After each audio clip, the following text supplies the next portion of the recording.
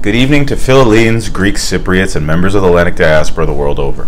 I'm Eraklis, Diamataris, and I welcome you to this week's edition of the National Herald's Happenings of the Week.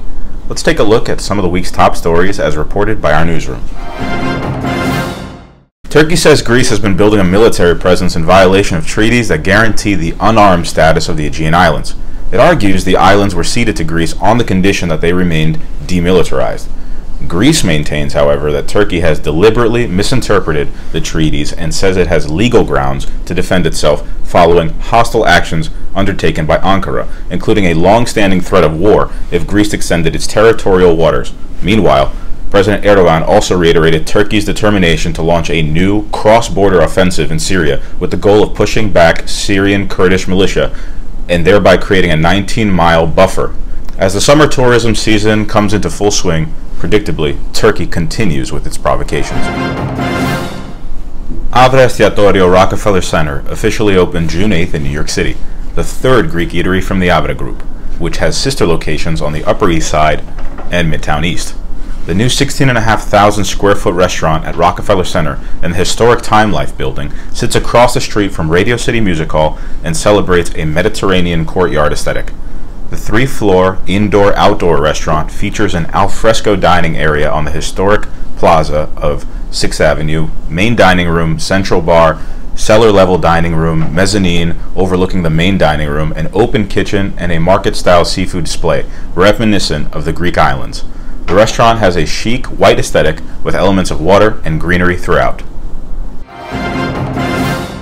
An Arizona man of the Greek Orthodox faith was convicted of murder in the 1984 killing of an 8-year-old girl, and he was put to death Wednesday in the state's second execution since officials resumed carrying out the death penalty in May, following a nearly 8-year hiatus. Frank Atwood, 66, died by lethal injection at the state prison in Florence for his murder conviction in the killing of Vicki Lynn Hoskinson, whose body was found in the desert. Arizona Attorney General Mark Brnovich said in a statement, Vicki Lynn went missing months earlier after leaving her home in Tucson to drop a birthday card in a nearby mailbox. The U.S. Supreme Court cleared the way for Atwood's execution Wednesday morning after rejecting a final appeal by his lawyers. He died at 10:16 a.m., Brnovich said, and witnesses reported that the execution occurred without any issue.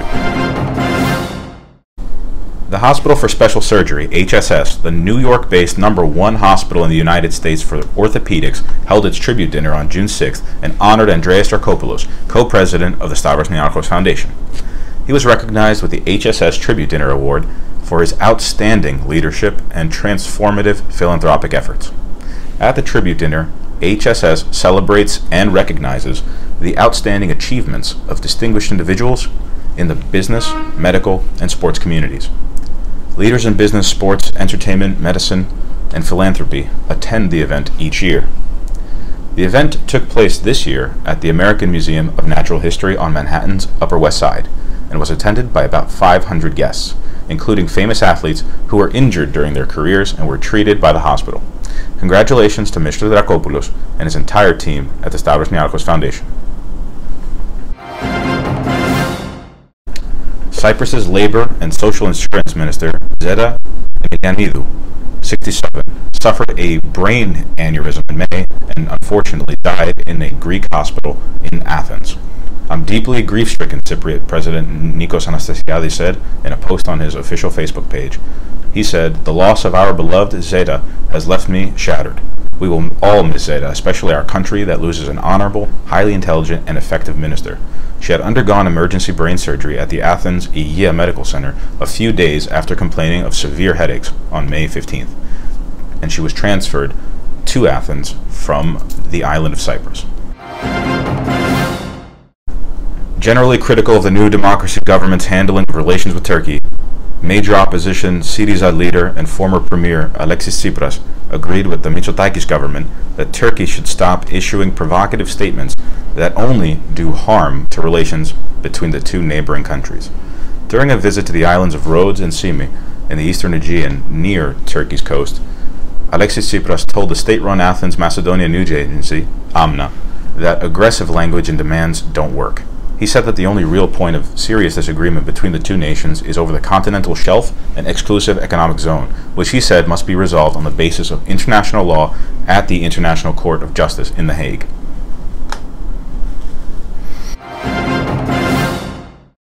66th Summer Fancy Food Show, the annual international professional exhibition, takes place June 12th to the 14th at the Jacob Javits Convention Center in New York, with Greece among the countries featuring their impressive range of products. Given the American interest in shifting to a healthy Mediterranean diet, the high per capita income, and a thriving Greek community, the U.S. is a key market for Greek exports, according to Enterprise Greece, which was designed to promote and support Greece's substantial investment opportunities and to engage the global business community with first-class, high-end export products, goods and services made in Greece. Enterprise Greece has a large section of booths at the Summer Fancy Food Show on Level 3 at the Jacob Javits Center, showcasing the delicious products available for all attendees to check out during the show. The National Herald, Ethnikos Kyrikas, will be at the food show and will provide coverage from inside the Javits Center. And now I turn it over to my colleague Stephanie Makri, who conducted an exclusive interview with Cypriot actress Andreani Konstanti. Stephanie? This week, Culture Chronicles features an interview with Andreani Konstanti, a Cypriot actress with wild aspirations to succeed in the City of Angels, Los Angeles, California. In the midst of her teenage years, she began her acting journey with director, producer, screenwriter, and acting coach Athina Xenidou in Cyprus. In 2014, Andreani made her theatrical debut performance in Cyprus, taking on the role of Laurie in Romantic Fools, followed by a lead in a European commercial for MTN. Today, the young actress has worked on multiple short films, movies, and commercials, opening the gateway to her career. In 2023, Andreani will star in a universe-based sci-fi short film that will be presented in film festivals abroad. Currently, the upcoming actress is working on another short film that will begin filming later this month and will be available on streaming. I'm joined by the TNH Assistant Executive Editor, Eleni Sakeli, who will present two stories for us today. One about 5 Greek-born adoptees and the Greek Independence Day parade that took place in New York City, and the festivities leading up to it. Eleni, over to you. 5 Greek-born adoptees met in Franklin, Tennessee, just south of Nashville, ahead of the first annual Greek adoptee reunion.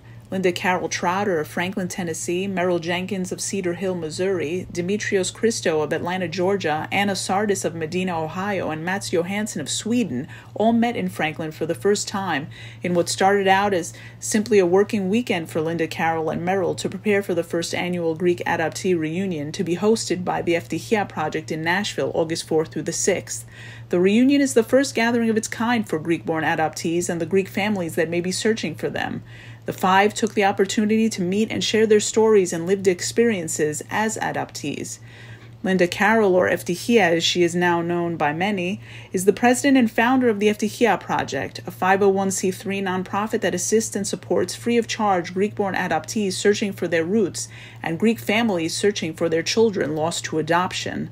The nonprofit also advocates on behalf of all Greek-born adoptees with the Greek government for their birth and identity rights, including their access to birth and adoption records and the restoration of their Greek citizenship. More information is available on the Ftihia Project's website, Facebook page, or via email. Under bright blue skies, an enthusiastic crowd gathered for the Greek Independence Parade in New York on 5th Avenue on June 5th. Waving Greek flags and with smiles on their faces, everyone was excited to finally show their Greek pride and cheer on the marchers after the canceled parades of 2020 and 2021. Though the celebration was held much later than usual, the festive spirit was back in full force with shouts of "Long live Greece" echoing throughout the parade.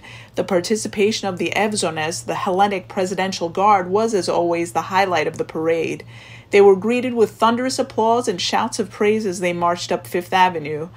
More than 80 associations and communities participated, with members of all ages dressed in blue and white or in traditional costume, sending a strong message that Hellenism is alive and well. The parade grand marshals were His Eminence Archbishop Elpidophoros of America, Congressional Hellenic Caucus co-chairs Representative Gus Bilirakis and Representative Carolyn Maloney, Caucus member Representative Nicole Maliatakis, and Greek Olympic gold medalist Fani Chalkia.